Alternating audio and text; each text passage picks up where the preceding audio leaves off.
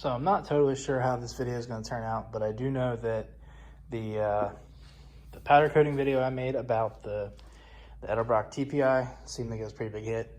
A lot of people asked on the comments and in some of the other places I posted it, how did I do that two-tone? Well, a friend of mine brought these wheels up and he wants a pretty elaborate two-tone, but I do think it would be sort of an interesting way to kind of show people what's going on. So basically, these are Weld wheels for a car. I forget which model these are. I want to say it's the S-77, but I don't remember. But normally, anyway, normally the face is anodized black and the inner barrel is anodized black, I think. And the lip stays polished, and that's what they do. And they anodize them, I guess, to keep them lighter weight. But over time, black anodizing in general, but I think really, particularly with these wheels, it turns kind of purple. And back when I did a lot of paintball stuff, people would call it blurple because a lot of the blacks weren't really like a true black. Like in the right light, you could tell that it was just a really, really dark blue or like a really, really dark purple. So anyway, he wants me to powder coat the whole wheel,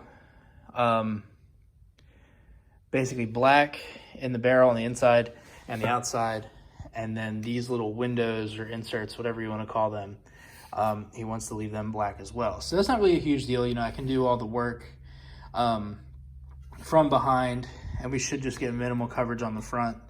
And then we just come back with a wipe. So basically I can kind of show what I did on the other set of wheels, or on the set of Edelbrock runners and the plenum on these wheels, and it'll just be kind of like hopefully a cool video. The hard part is going to be filming it, so I'm probably going to get these started next day or two, and I'll see what I can do. But yeah, that's the plan. All right, so I got this wheel into the shop. I went ahead and scraped all the silicone out of that little recess, which I can put back later. Not really a big deal. I just cut it out like I was filleting a fish, like made it cut this way, stuck a screwdriver up the middle and just started to peel it. Then I went back with a Scotch-Brite and just buffed the rest of it out. I'm gonna come back now that it's done outgassing, and kind of just scuff the whole barrel inside outside, just to kind of get a little more adhesion. And you can't see it right now, but in the direct light, this lip looks a little dirty, so I'm gonna clean it with acetone again. I think that's like a fingerprint there, and then there's some down here. So I want to clean it again. That way, when the base coat goes in to get the flow out, at least it gives a little bit of time to burn off the solvents and stuff, so we don't get any bubbles in the clear or any goofy shit like that. But I mean, he did a pretty good job polishing them for, you know, being an amateur polish with just a regular rotary polisher, not like a crazy 3-phase machine or anything like that. So since this is the first run, we're kind of calling it a trial run.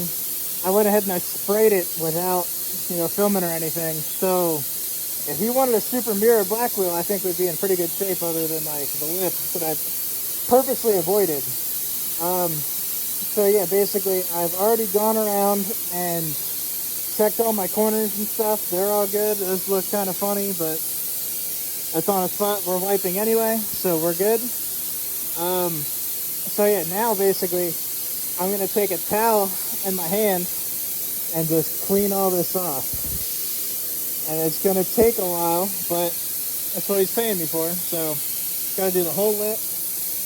Nice thing is, since the lip is staying polished, I can touch it as much as I need to. I can hold on to it, which will really give you some grip for the face. So I might time lapse it. I might wait for the next one, but I'm gonna start wiping this wheel. So we're about, I don't know, halfway done or so. Getting there. Definitely takes time, and if I had any advice for anybody, top down. As you can see, that's all stuff that's accumulated from me wiping the sides and dropping down, and it's kind of hard to tell, but you can see there's a lot of accumulation in the center cap hole as well. Yeah, that's all from gravity. So top down, get everything as good as you can, then go back and touch it up. I meant to bring Q-tips with me because they would have been really nice, but I kind of forgot. And it looks like I took an accidental creative liberty here. This is a welded 2-piece wheel, so that little gap in there definitely has black powder in it. I think it'll look okay. I don't think he'll mind, but it'll set it off a little bit since the windows are all black and everything. I think it'll look pretty good. It's just wasn't planned, didn't really think about it till it happened, but oh well. All right, so we got her out of the oven. It looks pretty sweet to me. My line work could be a little straighter, but I don't really think anyone would ever notice. So yeah, we're gonna clear it now, and hopefully it keeps the same luster on the face. That's what I'm kind of worried about. Because of that, I got Columbia Coatings Super Wet Clear, I think is what they call it, Super Durable Wet Clear. And we're gonna do that. Normally I do Clear Vision, but I've never really had that one impress me. A lot of people say this is the best clear you can get, so we'll see.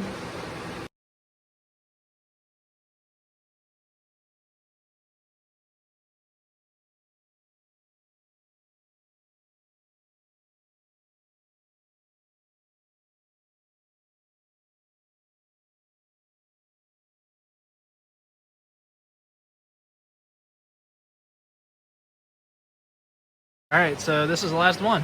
I got that time lapse like I promised. They all turned out pretty good.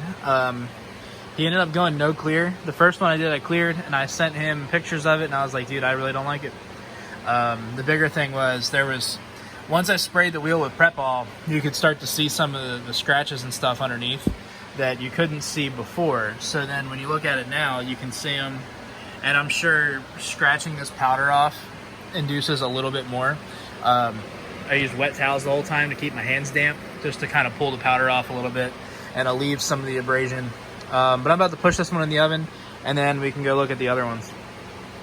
So one thing I forgot to mention I like to do is kind of look in these windows and look for like big accumulations of powder, which inevitably you're gonna have. Like I see a couple big ones there. I just like to kind of go and lightly blow them off and then wipe the lip down again. Because the thing is, if your cart rattles while you're putting it in the oven, they're going to shake loose and they'll fall out on the lip, and then they'll cure on the lip, and yeah, bad times, you know. I think I am going to try to repolish his lip at least for him, because like, look how didn't really, you know, I don't know if he missed that spot or what, but you can kind of see that all around it. It's got a nice haze to it, so I might just wet sand it. See if I can get it to come up a little bit and then buff it up. But yeah, let me put this in the oven. Here's the other two. I do think they turned out really good. Really well, I guess, technically. It was a lot of work for really what to me feels like very little benefit.